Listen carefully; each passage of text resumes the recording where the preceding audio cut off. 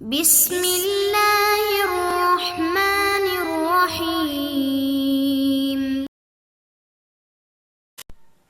السلام علیکم ورحمۃ اللہ وبرکاتہ۔ عزیز طلبہ کرام، مختصر القدوری کا سبق نمبر 69، اور آج ہم حصہ دوم پڑھیں گے حج افراد کا، یعنی جو لوگ مکہ المکرمہ میں حج کے دنوں میں چلے گئے اور وہ صرف حج ہی کرنا چاہ رہے ہیں تو اس کو کہتے ہیں حج افراد، یعنی وہ ساتھ عمرہ نہیں کر رہے، عمرے کو ساتھ نہیں ملا رہے، تو اس کو حج افراد کہتے ہیں۔ تو اس کا طریقہ جب آپ کے سامنے آئے گا تو حج قیران آگے دوسری قسم ہوگی جس میں ساتھ ساتھ عمرے کو ملا رہا ہوگا، اور حج تمتع آئے گا۔ تو ان دونوں کو پھر سمجھنا آسان ہوگا، چیزیں ان کی مشترک ہی ہوں گی اور کچھ بس فرق ہوگا، وہ آپ کو پھر بتا دیا جائے گا۔ تو مین تو یہی ہے کہ حج افراد کو سمجھا جائے۔ تو آج باقاعدہ ہم حج کے جو 5 دن ہیں ان کو شروع کریں گے، اور ان 5 دنوں میں جو ہونے والے اعمال ہیں ان میں شروع کے پہلے 2 دن کے جو اعمال ہوتے ہیں ان کے اوپر ہم بات کریں گے۔ سب سے بنیادی جس طریقے سے آپ نے شروع میں سمجھ لیا تھا کہ حج کے فرائض میں سے وقوف عرفات ہے، اور آج ہم اس کو پڑھیں گے کہ وقوف عرفات کیا ہوتا ہے، کب کیا جاتا ہے، اس کا وقت کیا ہے، اس کے احکامات کیا ہیں۔ اور دوسرے نمبر پر آج ہم وقوف مزدلفہ پڑھیں گے، یعنی مزدلفہ ایک مقام کا نام ہے، عرفات بھی ایک جگہ کا نام ہے مکہ المکرمہ کے اندر۔ تو مزدلفہ اور عرفات کے اندر حجاج کرام وہاں پہ ٹھہرتے ہیں، تو وہ کون سا وقت ہوتا ہے اور کب ٹھہرنا ہوتا ہے۔ تو اس میں وقوف مزدلفہ جو ہے یہ واجب ہے، اور اس کو اگر چھوڑ دیا تو حج تو ہو جائے گا لیکن دم لازم آئے گا۔ دم کیا ہے وہ انشاءاللہ آگے آئے گا۔ اور عرفات کا یہ تو چونکہ بنیادی رکن ہے حج کا، یہ اگر رہ گیا تو پھر حج ہی کالعدم ہو جائے گا۔ تو یہاں پہ وقوف کسے کہیں گے؟ وقوف کا مطلب ہے کہ وہاں پہ ٹھہرنا، یعنی عرفات کے مقام پر جو جبل رحمت ہے اور عرفات کا جو میدان ہے وہاں پہ جا کر ٹھہرنا۔ اور یہ کون سا وقت ہوگا؟ یہ 9ویں ذی الحجہ یوم عرفہ اس کا نام رکھا ہے۔ تو اس دن آپ نے ٹھہرنا ہے طلوع آفتاب کے بعد، کسی بھی وقت اگر آپ جائیں تو وہ پورا دن آپ کے پاس ہے، اور آگے جو رات آ رہی ہے وہ بھی آپ کے پاس ہے۔ ان میں سے کسی ایک وقت میں بھی کسی وقت بھی آپ وہاں پہنچ جائیں تو آپ کا یہ وقوف عرفہ ہو جائے گا، تو وہاں پہ جانا ضروری ہے۔ اسی طریقے سے پھر 10 ذی الحجہ کی جو صبح فجر کی نماز ہے تو وہ بھی، اور مزدلفہ کے اندر جو 9ویں ذی الحجہ کی جو رات مغرب اور عشاء ہے وہ بھی جماعت کے ساتھ پڑھنی پڑتی ہے، اور ایک ساتھ اکٹھی پڑھنی پڑتی ہے، تو اس کے اوپر بھی آج ہم ڈسکس کریں گے۔ تو چلتے ہیں عبارت کے ضمن میں ان سارے مسائل کو دیکھتے ہیں۔ تو آج کی جو ہماری عبارت ہے وہ یہاں سے ہے، وَإِذَا كَانَ قَبْلَ يَوْمِ التَّرْوِيَّةِ بِيَوْمٍ، کہ جب یوم ترویہ سے پہلے ایک دن جو پہلے ہے وہ آ جائے، یوم ترویہ سے ایک دن پہلے آ جائے۔ تو یوم ترویہ کسے کہتے ہیں؟ یوم ترویہ کہتے ہیں 8 ذی الحجہ کے دن کو۔ اس کو یوم ترویہ کیوں کہتے ہیں؟ رب یربی ترویتاً سے ہے۔ اس کی ایک وجہ تسمیہ تو یہ ہے کہ اس دن چونکہ حجاج کرام مینا کے اندر جا کر وہ خوب اپنی پیاس بجھاتے ہیں، وہاں پانی پیتے ہیں تو سیراب ہوتے ہیں، تو رب یربی ترویتاً کا معنی اپنے آپ کو سیراب کرنا۔ اور دوسرا اس کا معنی یہ ہوتا ہے غور و فکر کرنا، اور اس میں یعنی سوچ بچار کرنا، تو یہ اس کا ایک معنی ہے۔ تو اس حوالے سے اگر دیکھا جائے تو حضرت ابراہیم علیہ السلام کو اسی رات، یعنی 7 ذی الحجہ کا دن گزر کر جو رات آتی ہے، 8ویں ذی الحجہ کی جو رات آتی ہے، اس رات کو حضرت ابراہیم علیہ السلام کو خواب آیا تھا کہ اپنے بیٹے کو آپ ذبح کر دو۔ تو وہ اچھا، اس سے پہلے بھی ایک رات آیا تھا، تو انہوں نے فرمایا کہ شاید کہ یہ خواب صحیح نہ ہو، لیکن یہ کہ بہرحال یہ کہ انہوں نے اس پہ غور و فکر شروع کیا، اور پھر یہ 8 ذی الحجہ کو خواب آیا تو یہ بھی انہوں نے ایک غور و فکر کیا۔ تو یہ 8 ذی الحجہ کی جو خواب ہے یعنی رات کی، تو اس پہ انہوں نے چونکہ 8 ذی الحجہ کو غور و فکر کیا تھا، اور پھر 9ویں ذی الحجہ یوم عرفہ کی رات کو جو خواب آئی تھی وہ خواب ایسی تھی کہ وہ بھی اسی طرح کی خواب تھی، تو اس سے وہ پہچان کے کہ یہ اللہ تعالیٰ کی طرف سے ہے اور مجھے باقاعدہ آرڈر مل رہا ہے کہ آپ بیٹے کو ذبح کریں۔ تو پھر یوم عرفہ، عرفہ عرفات سے ہے یعنی پہچان سے ہے، تو 9ویں ذی الحجہ کی صبح کو آپ کو پتہ چل گیا تھا کہ ہاں میں نے بیٹے کو ذبح کرنا ہے۔ پھر 10ویں کو کا نام ہم نے رکھتی ہے یوم النحر، کہ اس دن پھر اب نحر کا معنی ہوتا ہے ذبح کرنا اور باقاعدہ قربان کرنا۔ تو اس لیے یہ جو 3 دن ہے، یوم ترویہ 8ویں ذی الحجہ، یوم عرفہ اور 9ویں ذی الحجہ، اور یوم النحر یہ 10ویں ذی الحجہ، تو یہ اس لیے اس طریقے سے ان تینوں کے نام رکھ دیے ہیں۔ تو اس سے پہلے پھر 7 ذی الحجہ ہوگی کہ وَإِذَا كَانَ قَبْلَ يَوْمِ التَّرْوِيَّةِ بِيَوْمٍ، جب یوم ترویہ سے ایک دن پہلے آ جائے یعنی 7 ذی الحجہ آ جائے تو خطب الامام خطبتاً، تو امام ایک خطبہ کہے گا۔ یہ ایک ہی خطبہ ہے، حج میں کل 3 خطبے ہوتے ہیں، ایک یہ 7 ذی الحجہ کو، اور دوسرا 9 ذی الحجہ کو عرفات کے میدان میں، اور تیسرا جو ہوتا ہے وہ مینا کے اندر ہوتا ہے۔ تو یہ جو خطبہ ہے یہ ایک ہی خطبہ ہے، اس کے درمیان میں امام بیٹھے گا نہیں۔ یہ 7 ذی الحجہ کو امام جو ہے وہ خطبہ دے گا لوگوں کو، اور اس میں حج کے احکامات، مینا کی طرف ابھی جو جانا ہے، عرفات کی طرف جانا ہے، رمی جمار ہے، یہ سارے احکامات بتائے گا، اس کا طریقہ بتائے گا۔ یعلم الناس فیہ الخروج الی منا، لوگوں کو اس میں منا کی طرف خروج نکلنے کا طریقہ سکھائے گا کہ کس راستے سے جانا ہے، کیسے جانا ہے، کیا کیا وہاں پہ اعمال کرنے ہیں۔ والصلاۃ بعرفات، اور عرفات کے اندر جو نماز جمع بین الصلاتین کرنی ہے، جمع حقیقی کرنی ہے کہ ظہر اور عصر کی نماز کو ظہر کے وقت میں پڑھنا ہے، وہ بتائے گا۔ والوقوف، اور وقوف عرفہ کے اندر وقوف کرے گا۔ والافاضہ، افاضہ کا معنی ہوتا ہے کہ وقوف عرفات کرنا اور طواف زیارت کرنا، یعنی یہ، اور اس کے بعد پھر حج کا جو مین رکن ہے عرفات، اس کو کرنے کے بعد مزدلفہ کی طرف نکلنا، یہ ان سب کا نام ہم افاضہ رکھیں گے۔ تو یہ افاضہ بھی ان کو بتائے گا۔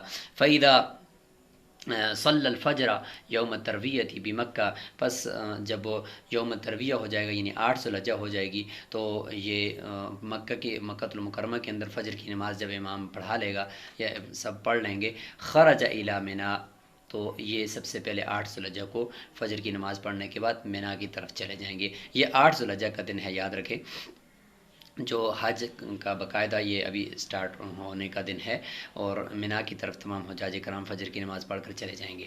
وَأَقَامَ بِهَا، اور وہاں پہ مقیم ہو جائے گا، حتیٰ یصلی الفجر یوم عرفہ، یہاں تک کہ 9ویں ذی الحجہ یوم عرفہ کی فجر کو بھی وہ پڑھ لے، یعنی 24 گھنٹے تک وہاں پہ اس نے قیام کرنا ہے مینا کے اندر، اور وہاں پہ فجر کی نماز پڑھنی ہے۔ فجر کی نماز پڑھ لی، ثم یتوجہ الی عرفات، پھر عرفات کی طرف، عرفات کے میدان کی طرف وہ وہاں سے کوچ کر جائیں گے، متوجہ ہو جائیں گے، اور یہ طلوع فجر کے بعد طلوع آفتاب تک وہاں مینا کے اندر ٹھہر سکتے ہیں، اور طلوع آفتاب کے بعد وہ یہاں سے نکلیں گے عرفات کی طرف۔ فیقیموا بہا، اور وہاں پر عرفات کے اندر جا کر یہ اقامت کریں گے، وہاں پہ وہ پہنچ جائیں گے اور وہاں پہ مقیم ہوں گے۔ اور یہ یاد رکھیں کہ یہ عرفات کا جو یہاں پہ وقوف ہے، وہاں پہ ٹھہرنا ہے، وقوف کا معنی ہوتا ہے ٹھہرنا، تو وہاں پہ یہ جو ٹھہرنا ہوگا یہ حج کے ارکان میں سے، یعنی حج کا بنیادی رکن ہے، اس کے بغیر حج نہیں ہوتا۔ فَإِذَا زَالَتِ الشَّمْسُ، پھر یہ 9ویں ذی الحجہ کے چونکہ سورج طلوع ہونے کے بعد یہ نکلے تھے، تو جب سورج کا زوال کا وقت آئے گا یعنی نصف نہار ہو جائے گا، عین درمیان دن ہوگا، سورج جب زائل ہوگا من یوم عرفہ، عرفہ کے دن یعنی 9ویں ذی الحجہ کو، تو اب یہاں پہ کچھ اعمال وقوف عرفہ کے دوران کرنے ہیں۔ اس میں یہ ہے کہ صلی الامام بالناس الظہر والعصر، کہ امام لوگوں کو ظہر اور عصر کی نماز ظہر ہی کے وقت میں جمع کر کے پڑھائے گا۔ یاد رکھیں یہ جمع بین الصلاتین جمع حقیقی ہے کہ 2 نمازوں کو ایک نماز کے وقت کے اندر ہی پڑھنا۔ احناف کے نزدیک صرف یہاں حج کے موقع پر عرفات کے اندر اور اسی طریقے سے مزدلفہ کے اندر مغرب اور عشاء کو عشاء کے وقت میں پڑھنا، یہ 2 نمازیں ہیں جو جمع حقیقی کے طور پر جائز ہیں۔ اس کے علاوہ کسی اور وقت میں جمع حقیقی جائز نہیں ہے کہ ایک نماز کو دوسرے نماز کے وقت میں پڑھنا ہو، یہ احناف کے نزدیک درست نہیں ہے سوائے ان 2 جگہوں کے۔ اور ان 2 جگہوں میں بھی یہ شرط ہے کہ نمبر 1 یہ ہے کہ امام کبیر ہو، جو حج کا امام ہے وہ پڑھائے، اور دوسرا یہ ہے کہ احرام باندھا ہوا ہو اور عرفات کا میدان ہو، تب جا کر یہ ظہر اور عصر کی نماز ایک وقت میں پڑھنی ہے۔ اگر کسی نے اپنے خیمے میں پڑھ لی ہے ظہر کی نماز، تو اب اس نے دونوں نمازوں کو اپنے وقت میں پڑھنا ہے، یا اس نے احرام نہیں باندھا ہوا پھر بھی اپنے وقت میں پڑھنا ہے، یا اس نے امام کے ساتھ نماز نہیں پڑھی اور کسی اور وجہ سے، تو پھر بھی اس نے ظہر کو اپنے وقت میں، عصر کو اپنے وقت میں پڑھنا ہے۔ یہ ایک جو سہولت دی تھی کہ امام کے ساتھ دو نمازوں کے ایک وقت میں پڑھنے کی، یہ اس لیے کہ چونکہ بہت زیادہ رش ہوتا ہے اور بہت زیادہ بھگدڑ مچنے کا خطرہ ہوتا ہے، اس لیے فرمایا کہ ایک دفعہ جب سارے جمع ہو جائیں تو ایک نماز کو ایک ہی وقت میں، دونوں نمازوں کو ایک ہی وقت میں جمع کر لو، کیونکہ دوسری نماز کے لیے دوبارہ اس طرح کا اجتماع ممکن نہ ہوگا۔ اسی طریقے سے مزدلفہ میں بھی یہ ہے کہ مغرب اور عشاء کو اسی دن کی، یعنی یوم عرفہ کی، وہ عشاء کے وقت میں پڑھو، تاکہ اجتماع ایک ہی مرتبہ ہو جائے اور بعد میں رش اور بھگدڑ کی وجہ سے کوئی نقصان نہ اٹھانا پڑے۔ تو یہ شرائط ہونے کے ساتھ ہی آپ وہاں پہ نمازوں کو جمع کر سکتے ہیں، اس کے علاوہ نہیں۔ اور باقی تو سال میں کسی بھی صورت میں ایک نماز کو دوسری نماز کے وقت میں نہیں پڑھ سکتے، البتہ جمع سوری کر سکتے ہیں کہ ایک نماز کو اس کے آخری وقت میں، دوسری نماز کو اس کے شروع وقت میں پڑھ سکتے ہیں۔ فَيَبْتَدِئُ بِالْخُطْبَةِ أَوَّلًا، تو اب یہ ہے کہ ترتیب یہ ہوگی یوم عرفہ کے دن کہ سب سے پہلے، یعنی جب زوال ہو جائے گا، ظہر کا وقت داخل ہو گیا، تو سب سے پہلے امام جو ہے وہ خطبے کے ساتھ ابتدا کرے گا۔ امام بیٹھ جائے گا ممبر پر مسجد نمرہ میں، یا یہ کہ باہر اگر ہے تو پھر وہ اپنی سواری پہ ہو یا کوشش کرے کہ اونچی جگہ پر ہو، تو امام بیٹھے گا جس طریقے سے جمعے کے لیے بیٹھتا ہے، اور مؤذن اس کے سامنے اذان دے گا۔ فَيَخْطُبُ خُطْبَتَيْنِ، امام یہاں پہ دو خطبے ہوں گے قبل الصلاۃ، نماز سے پہلے یعلم الناس فیہما الصلاۃ، لوگوں کو اس میں یہ نماز کا طریقہ کہ بھئی ابھی ہم دونوں نمازوں کو جمع کرنے چاہ رہے ہیں، اس کی کیا شرائط ہیں، کیا احکامات ہیں، وہ سکھائے گا۔ والوقوف بعرفہ والمزدلفہ، پھر وقوف عرفہ کے احکامات کہ بھئی آج ہم یہاں پہ ہیں، پھر ہم مزدلفہ کی طرف غروب آفتاب کے بعد چلے جائیں گے، مزدلفہ میں رات گزاریں گے، مغرب عشاء وہاں پہ پڑھیں گے۔ ورمی الجمار، رمی جمار یعنی شیطانوں کو جو کنکریاں ماری جائیں گی، وہ طریقہ سکھائے گا۔ والنحر، اور قربانی اگلے دن، چونکہ یہ 3-4 اعمال اگلے 10 ذوالحجہ کو یوم نحر کے دن کرنے ہیں، تو وہ سکھائیں گے۔ والحلق، اور سر کے بال مونڈنے سے متعلق احکامات بتائے گا کہ کب مونڈنے ہیں۔ وطواف الزیارہ، اور طواف زیارت جو کرنا ہے بنیادی طور پر، جو حج کا بنیادی ایک اہم حصہ ہے، یہ اس کا احکامات بتائے گا۔ تو یہ اس وقوف عرفہ کے دوران جو خطبہ ہوگا اس میں یہ ساری چیزیں آئیں گی۔ اچھا، جب یہ خطبے 2 ہو جائیں گے، وَيُصَلِّ بِهِمُ الظُّهْرَ وَالْعَصْرَ، پھر امام ظہر اور عصر کی نماز ان کو پڑھائے گا۔ فی وقت ظہری، ظہر کے وقت میں، بِاذان، ایک اذان کے ساتھ، و اقامتین، اور 2 اقامتوں کے ساتھ، 2 نمازوں کے لیے الگ الگ اقامتیں ہوں گی اور اذان ایک ہی ہوگی۔ ومن صلی الظہر فی رحلہ، اگر کسی نے یعنی اپنے خیمے کے اندر ہی، اپنے جہاں پہ وہ ٹھہرا ہوا تھا وقوف عرفات کے دوران، وہیں پر پڑھ لی ہے وحدہ، اکیلے، تو ظاہر ہے کہ اس کے لیے تو یہ سہولت نہیں ہے، جو وجہ بتائی تھی وہ پہلے گزر چکی، لہٰذا اس نے کیا کرنا ہے، صلی کل واحدۃ منہما، لہٰذا اب دونوں نمازوں کو یہ پڑھے گا فی وقتہا، ان کے اپنے وقت کے اندر، امام ابو حنیفہ رحمہ اللہ کے نزدیک، اور یہی راجح اور مفتبی قول ہے۔ وقال ابو یوسف و محمد رحمہم اللہ، صاحبین رحمہم اللہ فرماتے ہیں، یجمع بینہما منفرد یعنی اکیلا آدمی جو پڑھ رہا ہے نماز، تو ان کو بھی وہ جمع کر سکتا ہے، اپنے خیمے کے اندر کیوں نہیں پڑھ رہا، پھر بھی وہ ظہر اور عصر کو ایک ساتھ جمع کر سکتا ہے، کہ جب سہولت ہے، جب حدیث میں آیا ہے تو وہ فرماتے ہیں کہ وہ پڑھ سکتا ہے، جائز ہے، لیکن راجح اور مفتبی قول یہاں پہ امام ابو حنیفہ رحمہ اللہ کا ہے کہ وہ پھر جمع نہیں کر سکتا۔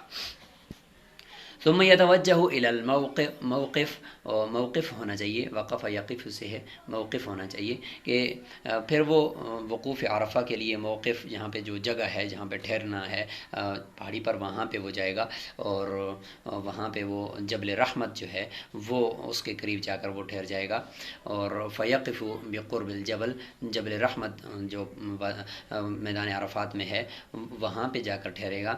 وعرفات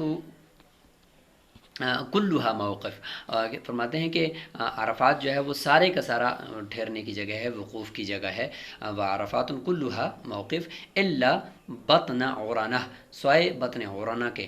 بطن عورانہ یہ ایک وادی ہے، بطن عورانہ یعنی وادی عورانہ ہے، یہ بائیں طرف ہے عرفات کے۔ ابھی ہم انشاءاللہ اس کی لوکیشن بھی دیکھتے ہیں آخر میں۔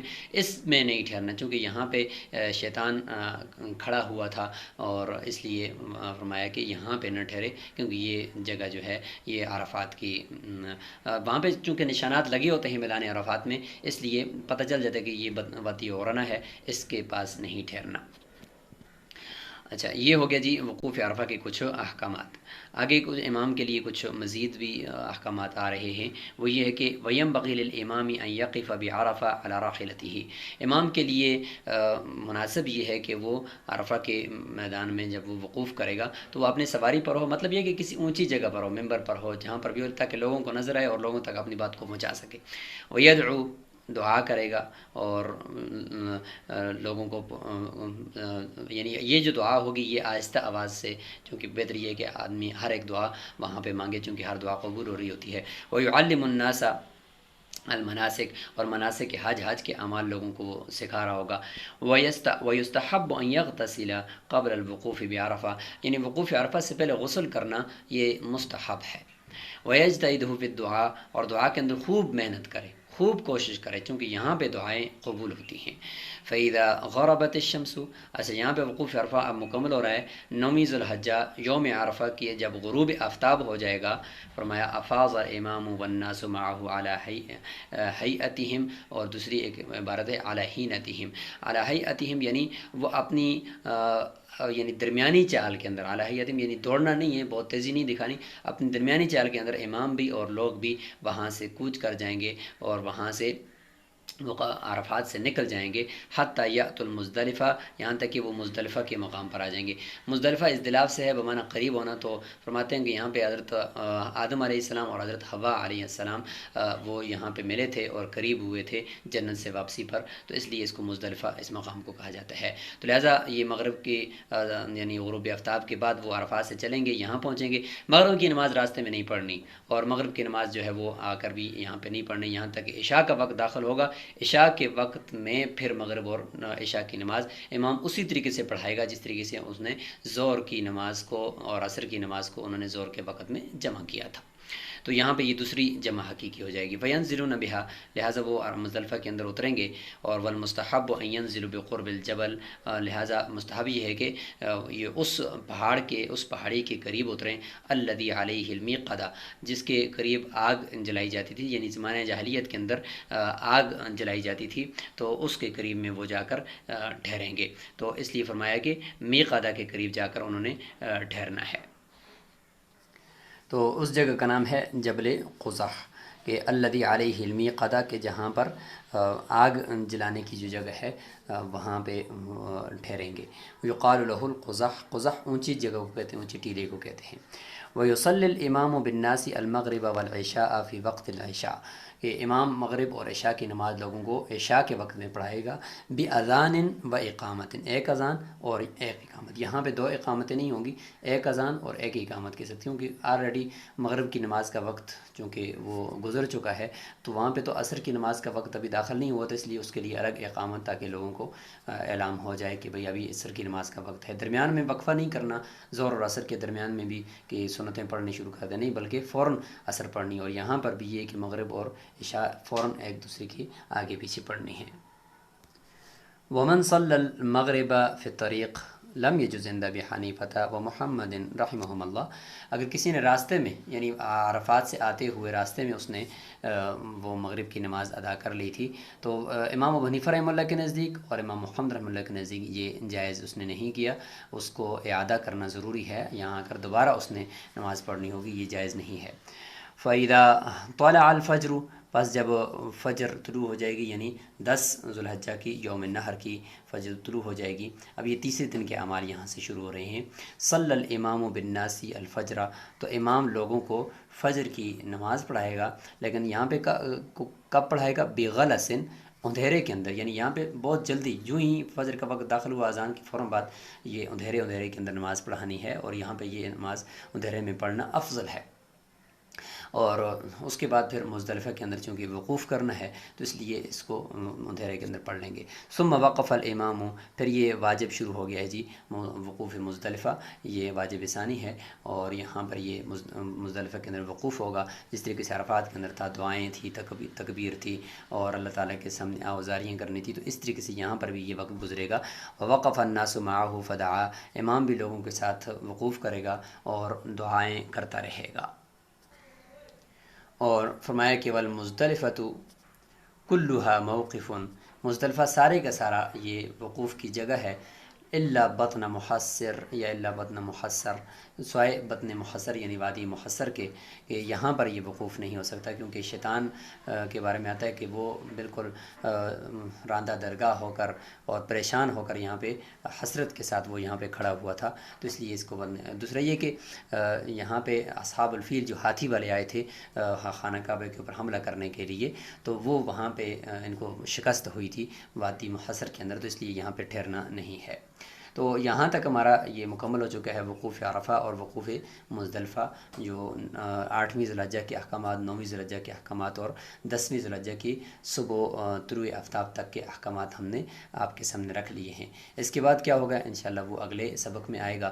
ابھی ہم آخر میں کچھ سوالات آپ کے سامنے رکھتے ہیں۔ سب سے پہلا سوال تو یہ ہے کہ آپ نے حج کی شرائط کیا ہیں ان کو آپ نے یاد کرنا ہے اور وہ بتانا ہے کہ وہ کتنی ہیں۔ اور دوسرے نمبر پر یہ ہے کہ وقوف عرفات اور وقوف مزدلفہ یہ ان کے اوقات کیا ہیں اور ان کے احکامات کیا ہیں، ان دوران کیا کیا کرنا ہے، یہ آپ کو ہو گیا۔ ابھی ہم آخر میں کچھ تصاویر اور پکچر دیکھتے ہیں ان مقامات کی۔ یہ ہے جی عرفات کے میدان میں جبل رحمت، جس کا یہ نشان لگا ہوا ہے اور حجاج کرام یہاں پہ وقوف فرما رہے ہیں۔